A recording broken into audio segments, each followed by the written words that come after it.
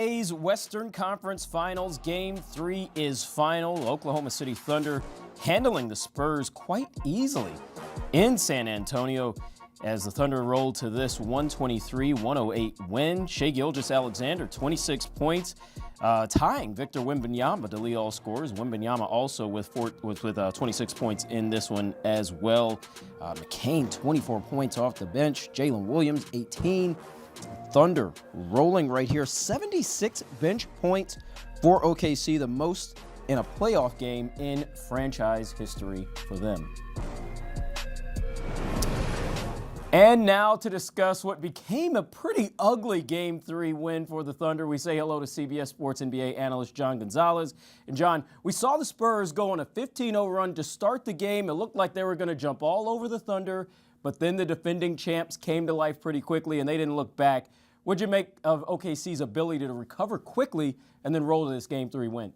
Yeah, at 15-0, I thought that this is a wrap. We're on to Game 4, and Oklahoma City's going to have to figure out a way to even up the series. And instead, Oklahoma City just kept plucking away. And especially on a night when SGA was scoreless in the first quarter, and it really took him a while to get going. He got most of his offense from the free throw line, but this was one of those total team efforts by the Thunder that really speaks to their depth, because Chet Holmgren has basically been a zero in this series. AJ Mitchell only played 17 minutes. He looks like he's got an injury situation going on. Isaiah Hartenstein did all the little things, rebounding, passing, playing defense, but he's not a scoring machine. And then Lou Dort gave him literally no points. So your starters outside of SGA, with no Jalen Williams missing a game again, were not very good tonight. So what happened? Here comes the bench. The bench rallied to this thing where Alex Caruso had another big game. Kason Wallace was good. Jalen Williams had 18 points. That's a playoff career high for him. As you mentioned, they set a franchise record with 76 playoff points off the bench. And Jared McCain, we really got to call him out. A guy that they got at the trade deadline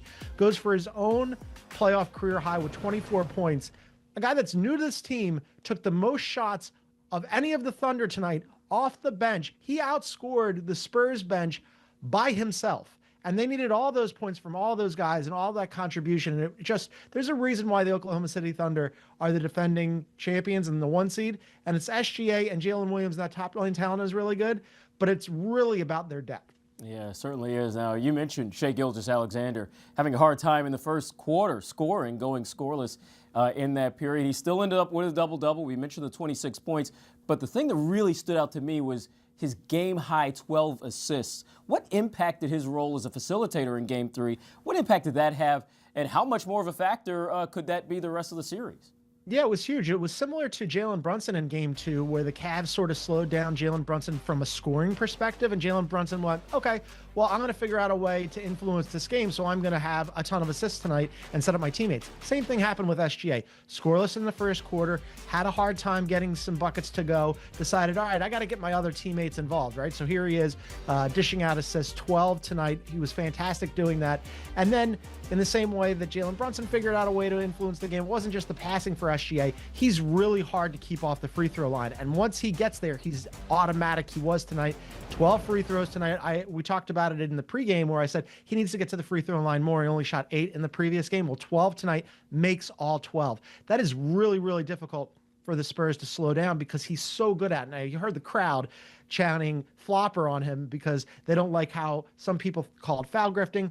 I call it using the skill set that you have, right? He's really good at baiting the defense and getting to the free throw line, and that's extra offense for them. That's easy offense for him and for the team. So yes, slow start for him, not a very efficient shooting night, but still figured out a way to be super impactful tonight. Another word for that is gamesmanship.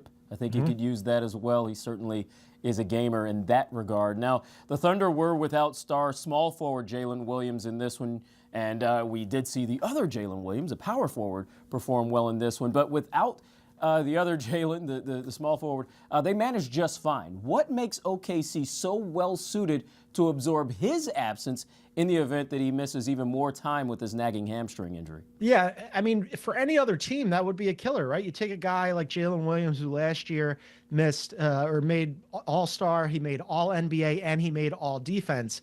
If you took a guy like that off of basically any other team in the league, that would really hamper their ability to do basically anything that they'd want to do.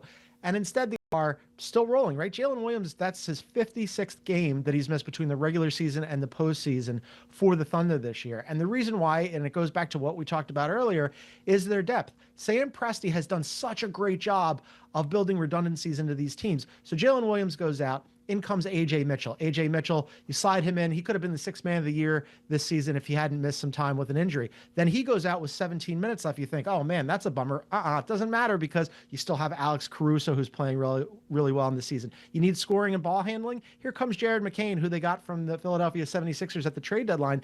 And of all the teams in the NBA that you would think, how are they going to find time for Jared McCain? You'd put Oklahoma City at the top of the list. But again, not only credit to Sam Presti, credit to Mark Daigneault for figuring out how to use him, and he used him in the fourth quarter where a guy that they just got from the Sixers a couple of months ago is running their offense for the defending champs in the fourth quarter of Game 3 of the Western Conference Finals and puts up a playoff career high. That organization is just so smart, so well run, and they do so much more with what the pieces that they have. It's really remarkable. Yeah. Now, like SGA, Wemby had a 26-point night for San Antonio on Friday, but all those points weren't enough to keep this one close for the Spurs. What were they missing around him in this game? Yeah, the Wemby thing is really strange, right? Because he didn't get his first paint points in this game until late in the third quarter. And I'm sitting there and I'm watching this and I'm almost screaming at my television screen, like, what's happening here, right? Why is Wemby not in the paint?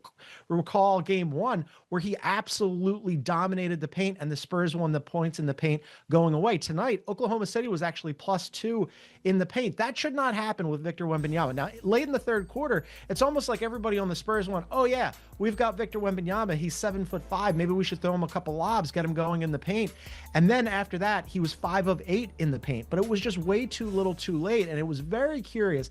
And part of that is on Wemby because he's got to be more aggressive getting into the paint and knowing like, hey, I can dominate those guys down there. And part of that is on Mitch Johnson. Those are some tough questions for the Spurs head coach to answer. Like, what were you thinking about with Victor Wembanyama's shot diet? Why was he so far out of the paint to start so many actions and so many offensive sets? It's one thing for him to set the high pick and roll. That's fine. But why isn't he rolling into the paint and dominating down low? So that was very curious. I thought, De'Aaron Fox coming back was great for them. He had an ankle issue that kept him out before this, and then he missed some time in the game because he re-aggravated, but he came back. But those two guys really got to get that two-man game working, and it was just, I think, like inexcusable and inexplicable that it took them that long to get him going down there. Yeah, also inexplicable was some of the tensions that we saw there in the third quarter. They really reached a crescendo at times. A couple of hard Thunder fouls as they were trying to stop some fast breaks.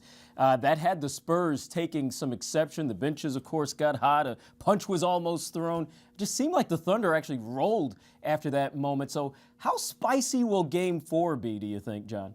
Yeah, shocking. These two teams do not like each other. And I thought, look, I understand why Stephon Castle was upset about some of the fouls. He's hyper athletic, but because when he's loading and he goes to jump, there's so much force there.